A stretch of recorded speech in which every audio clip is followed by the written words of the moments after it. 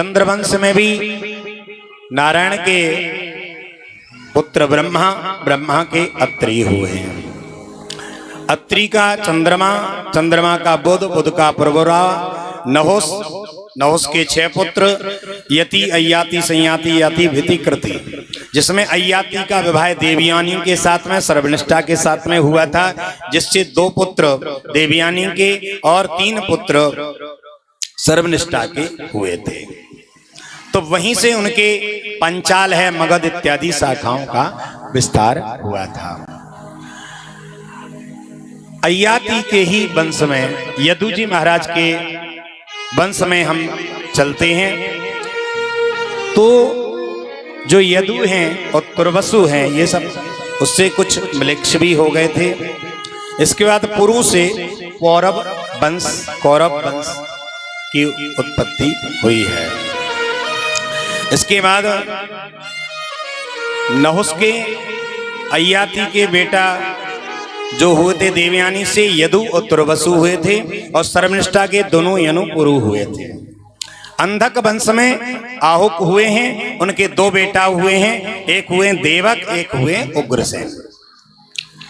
देवक के 4 पुत्र थे, देववान, उपदेव, सुदेव और देववर्धन। 7 उनकी बहनें थीं, देवघृता, शांतिदेवा, उपदेवा, श्रीदेवा और देवरक्षता, देवकी। ये सब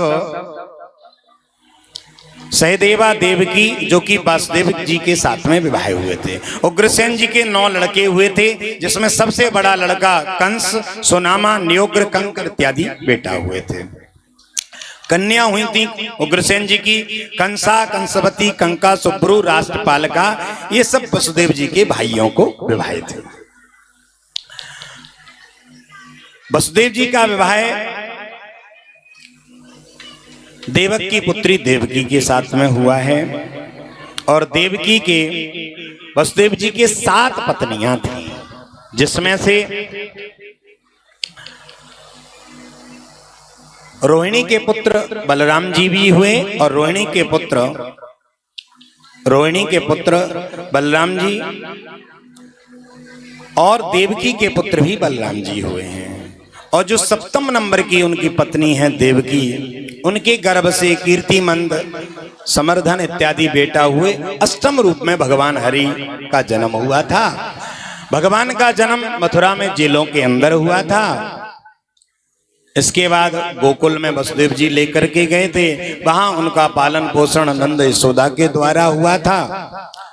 और इसके बाद वो वृंदावन गए, बहुत से राक्षसों का वध किया है। पांडवों को लेकर के जो शेष राक्षस थे उन सब का वध करके, और 125 वर्ष तक धराधाम पर रहने के बाद अपने स्वधाम को दे गए। ये मैंने तुम्हें पूरी कथा सुना दी। बोले महाराज कथा हो गई? बोले हाँ।